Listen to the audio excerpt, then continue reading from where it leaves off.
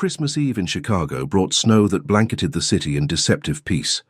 While families gathered around warm fires, Yoon Seok-jae walked into the nearly empty Rising Star Cafe on the south side, seeking solitude from the empire he ruled with an iron fist.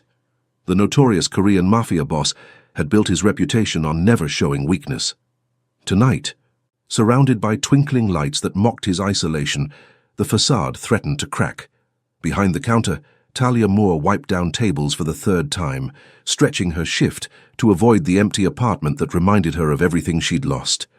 Her daughter Nia colored quietly in a corner booth, unaware that the man in the expensive coat carried more danger in his presence than her mother's neighborhood had seen in years. What none of them knew was that a child's simple act of kindness would shatter carefully constructed walls, transform 3 lives forever, and prove that redemption sometimes arrives wrapped in the most unexpected packages. The bell above the door chimed softly as Yoon Seok-jae stepped into the warmth of Rising Star Cafe. Snow melted on his black wool coat, custom-tailored Italian fabric, the kind of detail that separated men like him from the streets that raised them. His sharp features held the calculated coldness of someone who'd learned early that emotion was a liability. At 34, Seok-jae commanded Chicago's Korean underground with methodical precision. Second-generation Korean-American, he'd inherited his father's organization and expanded it beyond the elder Yoon's wildest ambitions. The tattoo curling up his neck, a black dragon in traditional Korean ink, marked him as belonging to a world where loyalty was bought in blood and trust was a fairy tale told to fools. 4 buttons of his white shirt hung open despite the December cold, revealing the dragon's head resting against his collarbone. He didn't feel the temperature anymore. He'd stopped feeling most things 3 years ago. "We're open," a woman's voice called from behind the counter. Rich, warm, touched with the kind of exhaustion that came from carrying the world on your shoulders and pretending the weight didn't hurt. Talia Moore emerged from the kitchen, her dark brown skin glowing in the cafe's golden light. Her natural hair was pulled into a practical bun, a few rebellious curls framing features that would be stunning if they weren't shadowed by bone-deep weariness. She wore the cafe's uniform, a simple black shirt and jeans, like armor against the world's cruelty. "Coffee, please," Seok-jae said, his voice carrying the particular flatness of someone carefully controlling every syllable. "Black, and I'll stay a while, if that's acceptable." Counter or booth? Booth. Far corner, away from the windows, away from the door. Habits formed in blood didn't break just because it was Christmas Eve.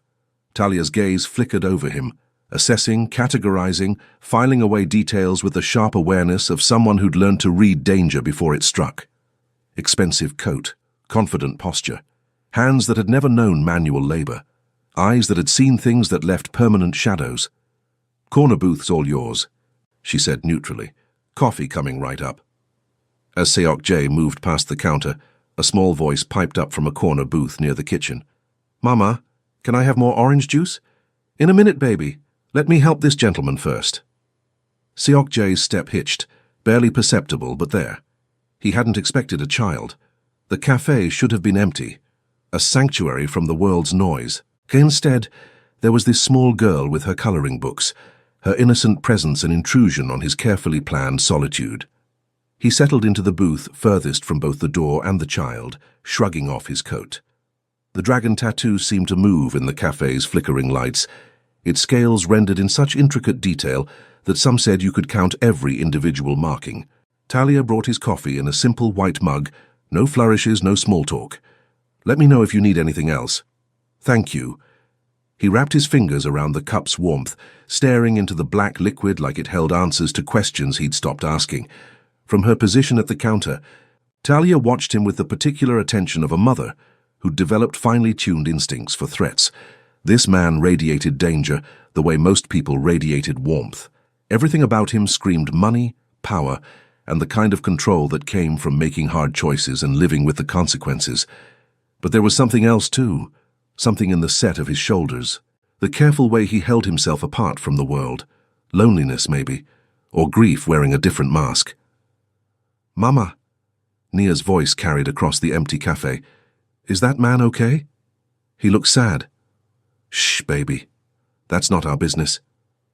Talia's voice held gentle reproach, But she couldn't help glancing back at the corner booth. The man sat perfectly still, coffee growing cold between his palms, staring at nothing. Or maybe staring at everything. All the ghosts this particular night summoned, all the memories that hurt worse because of the season's false promise of joy. Outside, snow continued to fall, transforming Chicago's harsh edges into something softer, kinder. Inside the Rising Star Cafe, 3 people occupied the same space, but lived in completely different worlds. Talia returned to her closing duties, counting the register with practiced efficiency. Nia went back to her coloring book, creating elaborate scenes with her worn crayons, and Seok-jae sat in his corner, wrapped in isolation of his own making, convinced that this night would pass like all the others, marked by absence rather than presence, by what he'd lost rather than what he might find. He was wrong. The first crack in his armor came not from a rival's bullet or a detective's investigation. It came from a 7-year-old girl with ribbons in her hair and a heart too big for a world this cruel. But that moment waited ahead, gathering force like snow before an avalanche. For now they simply existed in their separate spheres, unaware that Christmas Eve in Chicago would prove that some walls, no matter how carefully constructed, couldn't withstand the determined assault of innocent compassion. The cafe's old heater hummed, fighting against the December cold. Talia's hands moved through familiar motions, wiping, stacking, counting. Nia's crayons scratched against paper, creating color where before there was only white. And Seok-jae sat in his expensive suit and his invisible walls, a man who'd forgotten that being untouchable meant being utterly alone. 20 minutes passed in relative silence. Talia's movements around the cafe created a soothing rhythm, the clink of cups being cleaned, the soft pad of her feet on worn linoleum, the occasional murmur as she responded to Nia's questions about her artwork. Seok-jae ordered a second coffee, then a third. Each time Talia brought it without comment, professional distance maintained. She'd learned not to ask questions about customers who looked like walking contradictions, designer clothes in a working-class cafe, expensive watches checking time that clearly held no meaning, eyes that tracked every movement but seemed to see nothing at all. "We'll be closing in 30 minutes, she said during her 4th trip to his table, her tone neither warm nor cold. "You're welcome to stay until then." "Understood." His gaze finally lifted to meet hers, and for a moment something flickered in those dark eyes. Recognition, maybe. Not of her specifically, but of the particular exhaustion she carried. The kind that came from fighting battles no one else could see. After she'd walked away, Seok-jae found himself watching the interaction between mother and daughter. Not obviously, years of training made sure he never gave away what he observed, but with growing attention. "Mama, will Santa know we moved?" Nia's voice carried concern that twisted something in Seok-jae's chest. "We didn't have a chimney at the old place, but we don't have one here either. Santa's magic, baby. He'll find you." Talia's voice held the particular firmness of someone willing a truth into existence. "Now finish your picture. We need to catch the bus soon. Can't we call an Uber? It's snowing really hard." "The bus is fine, Nia. Don't argue with me tonight." The exchange told Seok-jae everything he needed to know. Single mother, working Christmas Eve for extra money, living somewhere that required bus rides in snowstorms, making promises about Santa while wearing shoes that had been resoled more than once, fighting to give her daughter a childhood that the world seemed determined to steal. He recognized the fight. His own mother had waged the same battle before cancer claimed her when he was 12. She'd worked 3 jobs to keep him fed, clothed, enrolled in the Catholic school she believed would save him from the streets. It hadn't. Nothing could have saved him from what he became. But she'd tried. That counted for something. "Sweetheart, I'm going to start the final cleanup," Talia called to Nia. "Stay in your booth and don't bother the gentleman, okay?" "Okay, Mama." While Talia disappeared into the kitchen, Seok-jae pulled out his phone, scrolling through messages that detailed his empire's movements. A shipment arriving at the docks, a territory dispute in Lincoln Park, a rival family making noise about boundaries and respect, the usual chaos that required his constant attention.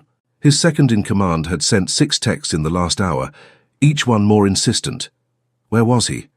They had business to conduct. Christmas didn't stop their operations. In fact, it accelerated them. People sought comfort in vices, and Seok-jae's organization provided everything from gambling to protection to substances that made harsh realities bearable.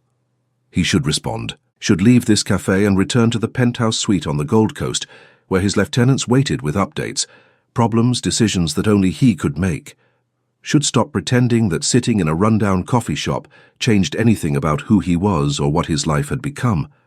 But the snow kept falling, and the cafe's warmth held him in place, and for reasons he couldn't quite articulate, walking out that door felt like admitting defeat to something he couldn't name. Movement caught his attention. The little girl, Nia, her mother had called her, had slid out of her booth and was approaching his table. Talia was still in the kitchen, the sound of running water suggesting she'd started the final dishwashing. Seok-jae's body tensed automatically.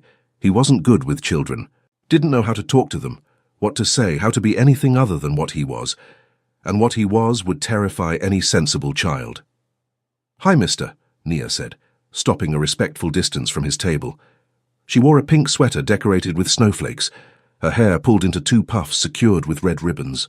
Her brown eyes held the particular clarity of someone who hadn't yet learned that the world demanded you hide your heart.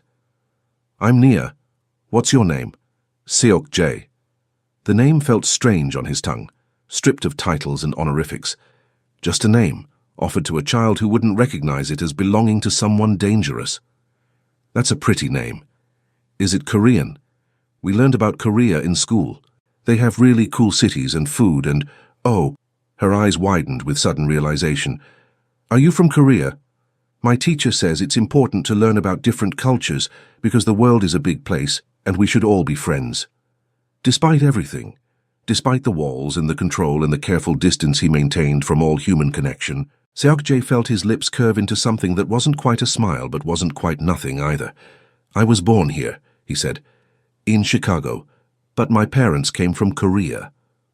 "That's like my friend Marcus. His grandma came from Jamaica. She makes the best beef patties." Nia's enthusiasm was utterly genuine, her worldview still innocent enough to see connections instead of divisions. "Do you have a grandma?" "No. She passed away before I was born." "Oh, I'm sorry."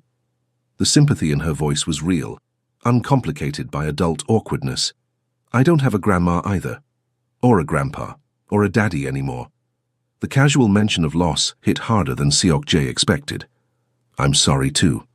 It's okay. Mama says Daddy's watching from heaven, and he'd want us to be happy. So we try really hard to be happy, even when things are tough." She tilted her head, studying him with the particular intensity of children who haven't learned that staring is rude. "You look tough too. Are you trying to be happy?" The question pierced through layers of carefully constructed defenses, finding vulnerable places Seok-jae had believed were completely armored. When had anyone last asked him about happiness? When had he last considered it a possibility rather than a weakness? He stopped, unsure how to answer. His phone buzzed again, another message from the world that demanded his immediate attention. But he didn't reach for it. "That's a complicated question." "Grown-ups always say that," Nia said wisely, "but I think it's actually really simple. Either things make you happy or they don't, and if they don't, maybe you should try different things." "Is that what your mother teaches you?" "No, that's what I figured out myself. Mama teaches me to be brave and kind and work hard. But happiness..." She considered seriously. "I think we have to decide that for ourselves." Before Seok-jae could respond to this unexpectedly profound observation, Talia emerged from the kitchen, concern flashing across her features as she spotted her daughter at the stranger's table. "Nia Moore, what did I tell you?" Her voice held gentle reproach as she quickly crossed the cafe. "I'm so sorry, sir. She knows better than to bother customers." "She's not bothering me." The words surprised them both.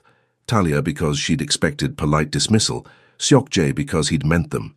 But Talia was already ushering Nia back to their booth, her protective instincts overriding any social niceties. This was her daughter, her responsibility, her fierce determination to keep safe in a world that had already taken too much. "Go get your backpack together, baby," Talia told Nia, her hand gentle on her daughter's shoulder. "We need to catch the 9:15 bus." After Nia scampered off to gather her things, Talia turned back to Seok-jae, something protective and challenging in her stance. "Look, I don't know who you are or what you're running from. I'm not running from anything. Everyone who sits alone in a cafe on Christmas Eve is running from something." Her voice held the particular wisdom of someone who'd done her own share of running. But my daughter is off limits. She's friendly, she doesn't understand stranger danger the way she should, and I need you to know that whatever's going on with you, she's not part of it. Seok-jae studied her, really looked at her for the first time. Beneath the exhaustion and weariness, he saw strength, the kind forged in fire, tested by loss, tempered by a mother's desperate love. She was protecting her child the only way she knew how, with the only weapons she had: boundaries, words, the fierce determination to be enough. "I understand," he said quietly, "and I respect that. Your daughter is bright, brave. You're raising her well." The unexpected compliment seemed to disarm Talia slightly. "Thank you. She's everything to me." A pause, something vulnerable flickering across her features before she reinforced her walls. "If you're planning to stay much longer, I'll need to ask you to leave. We close in 15 minutes. "Of course." Seok-jae reached for his wallet, pulling out several bills. "For the coffee." Talia's eyes widened at the amount, easily 5 times what 3 cups of coffee cost, even with a generous tip. "Sir, I can't." "It's Christmas Eve. Consider it a holiday tip." He stood, retrieving his coat with practiced grace. "Thank you for the coffee. And the conversation." "We didn't really have a conversation." "No," he agreed, something shifting in his expression. "But your daughter did. And it was illuminating." He was halfway to the door when it happened. Nia had climbed up on her booth to retrieve her coat from the hook, her small body stretching for the fabric just out of reach. The booth was old, the vinyl seat worn smooth. Her foot slipped. She fell backward, the angle wrong, her head aimed directly for the table's sharp corner. Seok-jae moved without thinking, pure instinct overriding calculation. He crossed the space in 3 rapid strides, catching Nia before she hit, his arms secure around her small frame as he absorbed the impact of her fall. For a heartbeat, the world held its breath. Then Nia giggled, completely oblivious to the danger she'd been in, delighted by the unexpected adventure. Whoa, that was like flying. "Nia!" Talia rushed over, her heart hammering against her ribs. "Oh my God, baby, are you okay?" "I'm fine, Mama. The mister caught me." Nia beamed up at Seok-jae, completely trusting, absolutely certain of her safety in his arms. Seok-jae carefully set her down, his hands trembling slightly, a reaction that would have alarmed his lieutenants, who'd never seen him display physical evidence of emotion. "You should be more careful." "I will," Nia promised, then threw her arms around his waist in an impulsive hug. "Thank you for saving me." The embrace lasted perhaps 3 seconds. 3 seconds during which Seok-jae stood frozen, arms awkwardly suspended, having absolutely no idea how to respond to this spontaneous display of affection from a child who didn't know what he was. When Nia pulled back, still smiling, Seok-jae met Talia's gaze. She looked shaken, her professional distance shattered by maternal terror and gratitude. "Thank you," she said, her voice unsteady. "If you hadn't been there." "But I was." He retrieved his coat again, needing to leave before this moment became something he couldn't walk away from. "Be careful getting home. The roads are dangerous tonight." "We're taking the bus." Talia stopped, something in his expression making her reconsider finishing that sentence. The bus in this weather. It wasn't a question. Seok-jae looked out at the snow, falling heavier now, coating the streets in treacherous white. "Where do you live?" "That's not your concern. Humor me." Talia's jaw set stubbornly. She didn't owe this stranger any explanations, didn't need his judgment or his pity. But something about the way he'd caught Nia, the careful gentleness of his movements, made her answer despite her better judgment. "Inglewood. About 40 minutes on the bus. Longer in this weather." Seok-jae pulled out his phone, typing rapidly. "I'm calling you a car service." "Absolutely not. It's already done. The car will be here in 5 minutes. He held up a hand as she started to protest. "Consider it payment for the conversation your daughter gave me. Fair trade." "I don't accept charity." "It's not charity. It's basic human decency on a night when a mother and daughter shouldn't be waiting for buses in a snowstorm." His voice held authority that didn't invite argument. "Besides, I own the car service. It's no inconvenience." The admission hung in the air, the first real piece of information he'd offered about himself. Talia's eyes narrowed, reassessing him with new context. A man who owned car services, wore $1,000 suits and sat alone in working-class cafes on Christmas Eve. "Who are you?" she asked quietly. "Someone passing through." Seok-jae buttoned his coat, preparing to step back into the winter night. "Someone who's grateful your daughter reminded me that kindness still exists in the world." Before Talia could respond, before she could thank him or question him or tell him that she had this under control, Nia's voice cut through the tension. "Mister?" The little girl had been quiet during the exchange, watching with the particular attention of children who understand more than adults credit them for. "Why are you crying?" The question stopped everything. Seok-jae's hand went to his face automatically, fingers finding wetness on his cheeks that he hadn't noticed. When had the tears started? During the catch, during the hug, during the realization that this child's easy trust was something he'd never earn if she knew the truth. He couldn't remember the last time he'd cried. Years, certainly, maybe since his mother's funeral, when he'd been 12 and determined to prove he was man enough to survive without her. The tears felt foreign on his skin, a weakness he couldn't afford, evidence of cracks in armor that needed to remain impenetrable. "I'm not," he started, but stopped. Lying to her felt wrong. Nia moved closer, her small hand reaching out to take his much larger one. The gesture was natural, guileless, offered with the particular generosity of someone who didn't understand that comfort was something you rationed carefully. "It's okay to be sad sometimes," she said seriously. "Mama says tears are just feelings that overflow when we try to keep them all inside. She says it's braver to let them out than to pretend they don't exist." Seok-jae looked at this child, 7 years old, living in Englewood, taking buses in snowstorms, missing her father, celebrating Christmas with worn crayons and hope, and saw a kind of courage he'd never possessed. The courage to remain soft in a world that demanded hardness, to offer kindness when experience taught withholding, to believe in goodness despite evidence to the contrary. "Don't cry, mister," Nia said gently, squeezing his hand. "You can borrow my mom if you need one. She gives really good hugs and she always makes things better." The offer, so innocent, so generous, so completely impossible, broke something fundamental inside Yoon Seok-jae. Not loudly, not dramatically, but with the quiet certainty of ice cracking beneath spring's first warmth. Talia saw the precise moment the stranger's control shattered, saw his chest hitch, his jaw clench, his eyes close briefly against whatever memory Nia's words had summoned. When he opened them again, they held a raw vulnerability that made him look years younger, less dangerous, more human. "That's very kind," he managed, his voice rough with suppressed emotion. "But I should go. Your car is waiting." He was right. Through the cafe's front window, a sleek black sedan had pulled up to the curb, completely out of place in this neighborhood. The driver got out, opening the rear door in a display of service that Talia had only ever seen in movies. "Come on, baby," Talia said, gathering their belongings with quick efficiency. "Let's get you home." But Nia wasn't ready to leave. She stood on her tiptoes, tugging gently at Seok-jae's sleeve until he bent down to her level.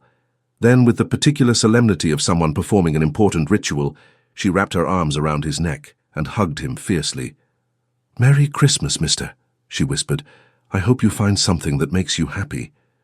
When she pulled back, Seok-jae's carefully constructed mask had completely disintegrated. He looked at this child like she was something precious and fragile, something he wanted to protect but didn't know how. "Merry Christmas, Nia," he said quietly. Then, looking up at Talia, "Take care of each other." "We always do," Talia replied, something unspoken passing between them. Recognition, maybe, of two people who'd learned survival the hard way and carried scars the world couldn't see. Seok-jae watched them settle into the car, Nia pressing her face against the window and waving enthusiastically until the sedan disappeared into the snowy night. Then he stood alone in the empty cafe, surrounded by Christmas decorations that seemed to mock his isolation. His phone buzzed insistently, more messages from his second-in-command. A situation developing that required his immediate attention. Rivals making moves while he wasted time in sentiment. But Seok-jae didn't move. Not yet. Instead, he walked back to the booth where Nia had been coloring, finding the picture she'd left behind. A family, stick figures drawn in bright crayons, holding hands beneath a smiling sun. 3 figures, their woman, a child, and next to them, added in darker colors, a taller figure, a man with something that might have been a dragon curling up his neck. She'd drawn him into her family. The realization settled in his chest with unexpected weight. This child, who'd known him for less than an hour, had seen something worth including in her perfect world, had offered him belonging without conditions, comfort without questions, acceptance without judgment. And he was a man who destroyed things, who built empires on fear and maintained control through calculated violence, who'd learned at his father's knee that mercy was weakness and emotion was a liability that got you killed. What could he possibly offer a child like Nia except contamination? Seok-jae pulled out his phone, this time not to check messages from his organization, but to make a different kind of call. "Jin," he said when his most trusted lieutenant answered, "I need information on someone. Talia Moore works at Rising Star Cafe on South Ashland. Find out everything, where she lives, her financial situation, any debts, any threats, and I want it done quietly. No one approaches her, no one contacts her. Just information. Boss is everything. Just do it, Jin, and send me the surveillance routes for Englewood. I want to know which streets are being watched and which ones aren't." After ending the call, Seok-jae made another, this one to the car service manager. "The woman and child I just sent home, make sure the driver waits until they're safely inside. Then, I want regular service arranged. Nothing obvious, nothing that would frighten them. Just make sure they're not taking buses in snowstorms." The arrangements took 10 minutes. By the time he finished, his organization's normal operations had been temporarily suspended, his lieutenants ordered to handle routine business without him. His entire focus shifted to something he couldn't quite name, but felt with absolute certainty. Seok-jae locked the cafe door behind him. Talia had left him the keys, trusting him to secure the place. Another small gesture of faith that felt monumental, and stepped into the Chicago night. The snow had stopped, leaving the city draped in pristine white. Christmas lights twinkled in windows. Families gathered around tables visible through sheer curtains. The world celebrating a holiday that had never felt further from Seok-jae's reach. But something had changed. Some fundamental shift in how he saw his place in the universe, triggered by a child's innocent compassion and a mother's fierce protection. He'd spent 15 years building walls, constructing defenses, ensuring that nothing and no one could touch whatever remained of his humanity. 15 years convinced that isolation equaled strength, that detachment equaled survival. One 7-year-old girl had demolished those convictions in under an hour. His phone rang. Jin, with preliminary information. "Boss, I've got basic details. Talia Moore, 28, widow. Husband died 2 years ago in a workplace accident. She works 3 jobs: cafe, cleaning service, weekend retail. Lives in Englewood, rental apartment, current on payments but barely. No debts beyond normal bills, no criminal record, no red flags." "And the daughter?" "Nia Moore, 7, 2nd grade. Good student, no issues. Attends public school in their district." Everything Jin said painted a picture Seok-jae had already assembled from observation. A woman fighting impossible odds with nothing but determination, raising a daughter who somehow remained full of light, despite circumstances that should have dimmed her spirit. "What else?" Seok-jae asked, because Jin's tone suggested more. "The building they live in. It's in territory that's being contested, not by us. We stay out of residential zones. But the Volkov family has been expanding, and there's been some pressure on landlords to sell. Nothing violent yet, but it could escalate." The information crystallized something in Seok-jae's mind.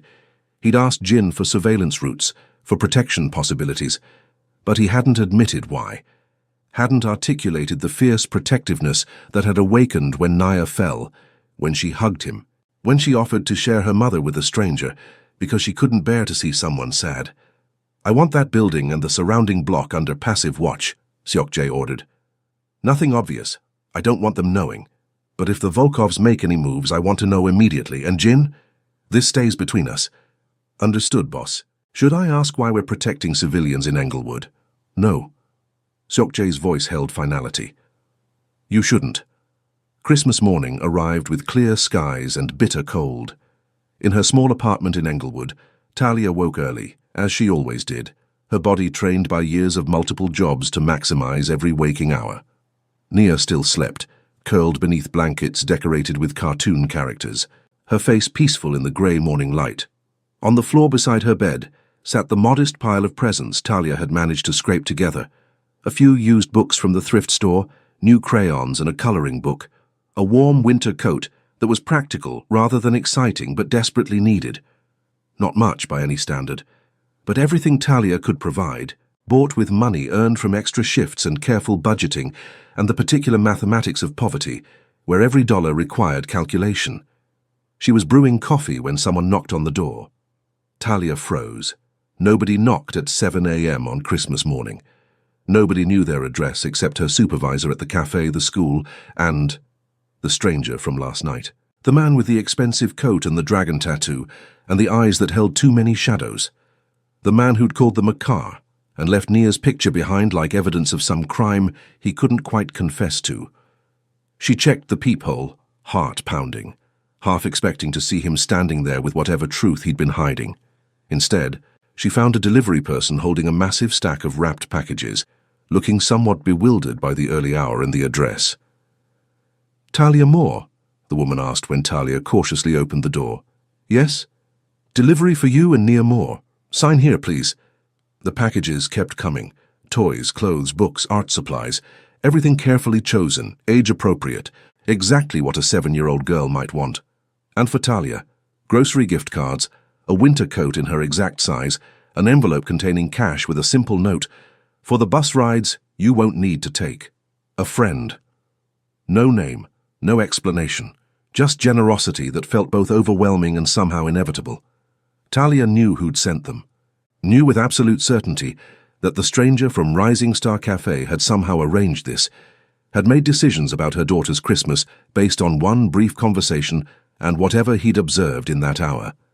She should feel violated, angry that someone had inserted themselves into her life without permission, had investigated them enough to know addresses and sizes and needs. She would recognize this for what it probably was, the dangerous interest of someone who lived in a world she wanted nothing to do with.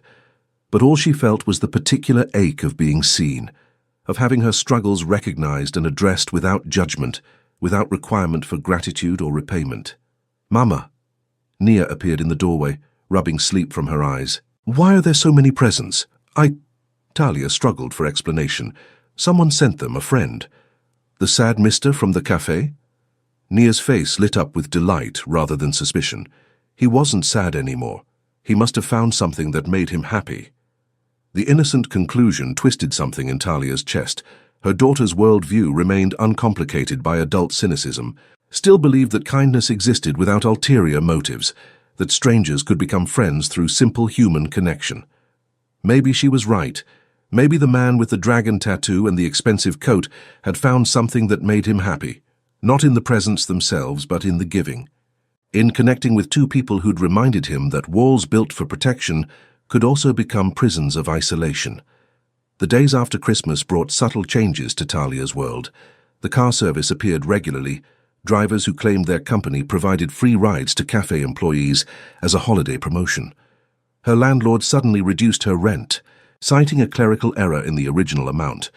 The cafe manager gave her a raise, insisting she'd earned it, though Talia knew the timing was suspiciously convenient. She wasn't naive, recognized the invisible hand arranging circumstances, smoothing paths, removing obstacles with efficiency that suggested resources and influence she couldn't match. She should be frightened, should recognize danger in generosity this coordinated, this comprehensive.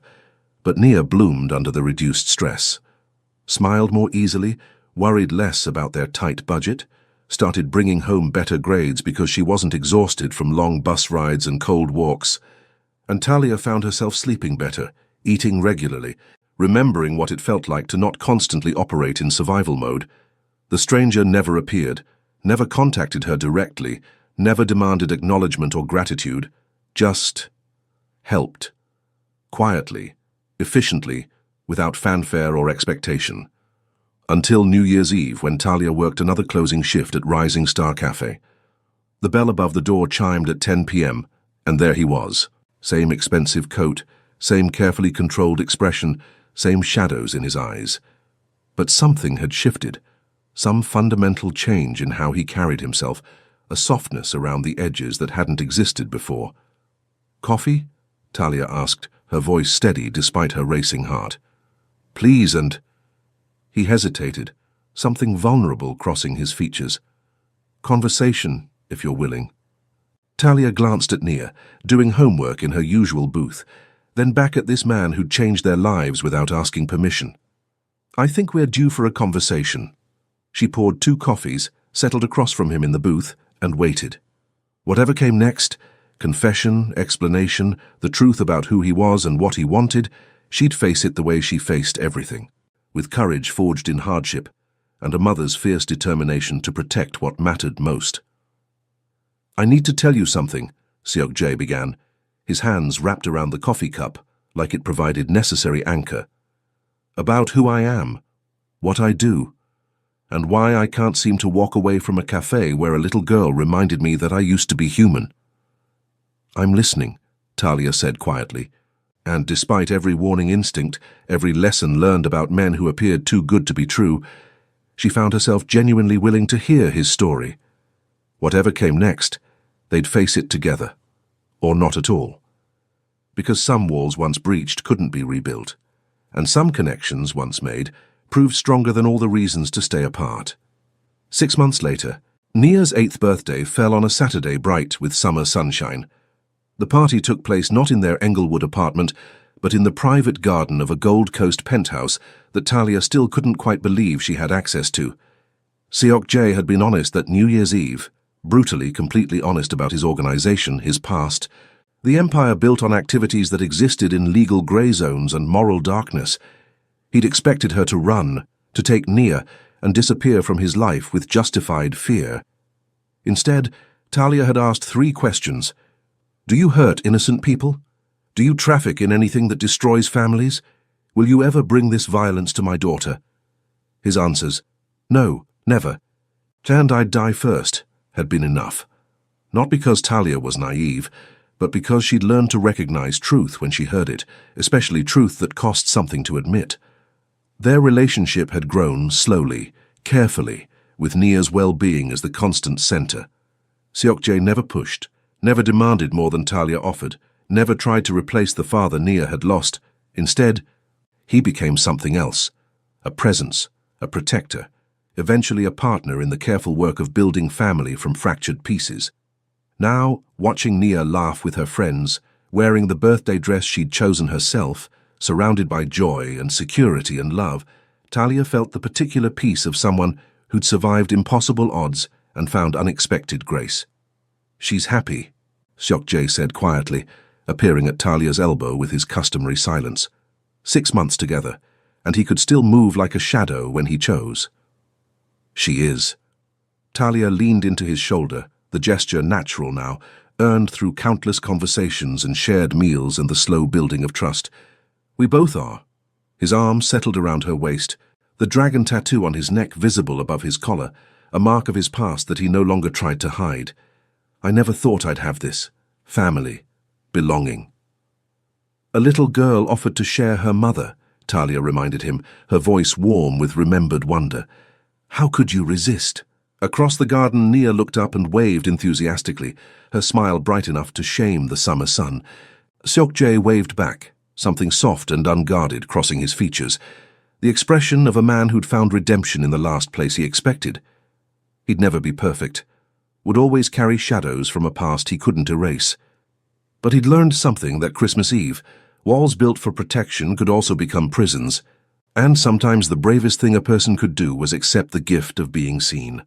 "Don't cry, mister," Nia had said. "You can borrow my mom." She'd given him so much more than a borrowed comfort. She'd given him a reason to believe that even the most carefully constructed armor could be dismantled, that even the most damaged hearts could learn to trust again, and that family was something you built, not something you were born into. Christmas in Chicago had brought snow and isolation and a chance encounter that changed everything. Summer brought celebration, joy, and the particular peace of knowing that sometimes the best gifts came wrapped in the most unexpected packages. 3 people who'd been alone had found each other, and that, Seok-jae thought as Nia ran over to pull him toward the birthday cake, was a miracle worth more than any empire he could build.